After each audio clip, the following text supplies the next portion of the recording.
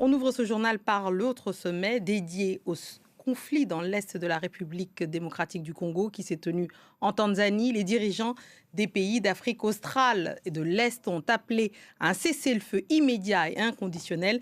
Les pays membres de l'EAC annoncent une réunion sous 5 jours de leurs chefs militaires pour instaurer ce cessez-le-feu en RDC. On écoute la secrétaire générale de la communauté de l'Afrique de l'Est. Le sommet conjoint a ordonné aux chefs des forces de défense de l'EAC et de la SADC de se réunir dans les 5 jours et de fournir des directives techniques sur un cessez-le-feu immédiat et inconditionnel et la cessation des hostilités. Bastien Renouille, notre correspondant régional, a suivi cette conférence pour nous, compte rendu.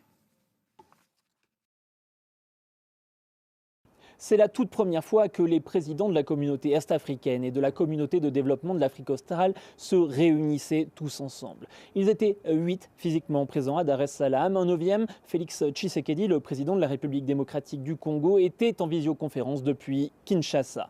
Alors, il n'y a pas eu d'avancée concrète sur le terrain, mais des efforts diplomatiques. Tout d'abord, il y a cet appel à trouver des solutions pour engager le retrait des troupes étrangères non invitées sur le territoire de la République démocratique du Congo. Concrètement, cela signifie que les États de l'EAC et de la SADC invitent les troupes rwandaises à se retirer sans pour autant les nommer. Ensuite, les chefs d'état-major des différentes armées de l'EAC et de la SADC doivent se réunir au cours des 5 prochains jours pour trouver des solutions afin de mettre en place un cessez-le-feu. Il est extrêmement urgent, selon tous ces présidents, chefs d'État, de trouver une solution pour apporter un cessez-le-feu et pour que la nourriture et l'aide humanitaire arrivent dans les zones contrôlées par le M23. Ils appellent notamment à la réouverture de l'aéroport de Goma ou encore à la réouverture de la route reliant Goma à Bukavu. Et enfin, les présidents de ces deux communautés africaines appellent également à ce que les processus de Nairobi et de Luanda se regroupent pour ne faire plus qu'un. Ces processus qui, il faut le rappeler, visaient d'un côté à faire négocier directement le gouvernement congolais avec les groupes rebelles de l'Est de la RDC et de l'autre côté à faire discuter directement le gouvernement de la RDC avec le gouvernement rwandais.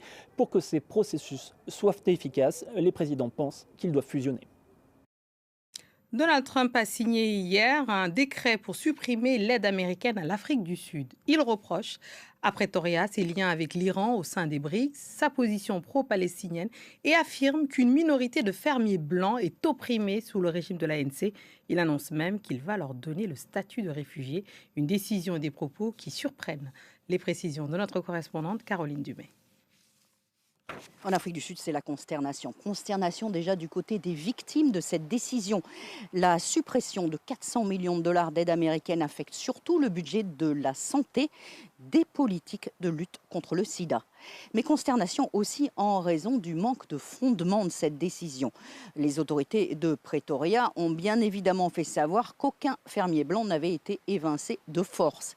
Il y a une politique de redistribution des terres spoliées sous l'apartheid, mais les fermiers à qui on prend entre guillemets les terres, en fait, revendent leurs terres à l'État à un prix juste, prix posé en accord avec l'État.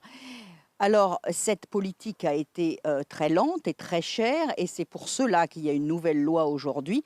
Mais les expropriations sans compensation ne se feront que dans des cas extrêmes. Alors bien sûr, depuis plusieurs années, certains milieux minoritaires africanaires sont très proches des milieux de Donald Trump et se plaignent notamment des attaques dans les fermes. Les fermiers blancs, isolés, âgés, sont souvent les cibles de la criminalité en Afrique du Sud, mais rien n'a prouvé que ces meurtres étaient politiques.